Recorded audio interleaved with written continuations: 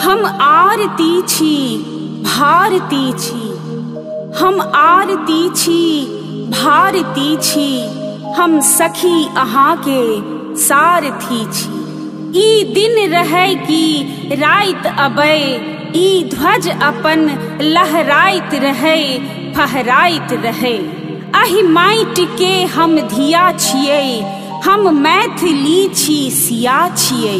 विचलित भेलहुँ ई सोचि कऽ, हम एक ठाम नहि किए छियै, हम एक ठाम नहि किए छियै। ई गीत हमर सनेश छी, मिल कऽ रहैके उद्देश्य छी। सब सखी बहिन एक समान छी, मिथिला हमर ई प्राण छी। स्वर्गे लगैया गाम ई, हमरा रहत गुमान ई, हमरा रहत गुमान ई, हमरा रहत गुमान ई।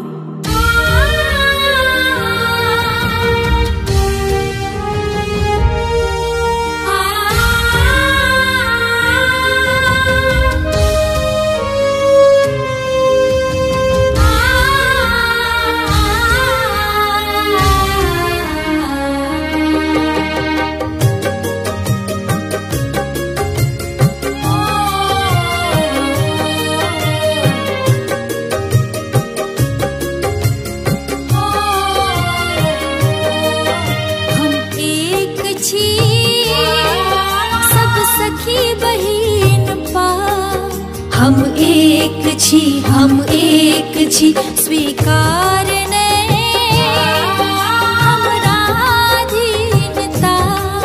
हम नेक छी, हम नेक छी, हम एक छी, सब सखी बहिन पा।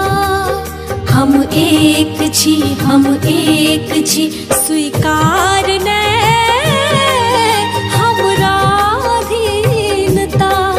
हम नेक छी, हम नेक छी।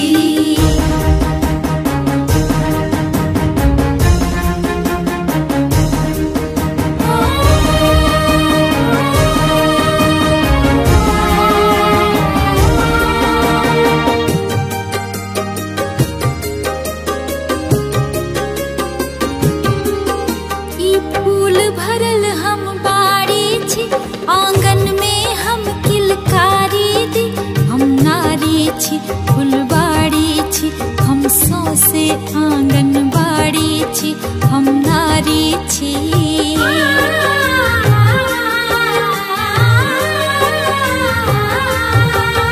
हम मैथिल छी, मिथिलानी छी, हम सोन सरफी चानी छी, मर्दानी छी, वरदानी छी, हम रीत छी, प्रीत के वाणी छी, मर्दानी छी। दुर्गा छी, हम शिवानी छी, हम देखा देने छी वीर।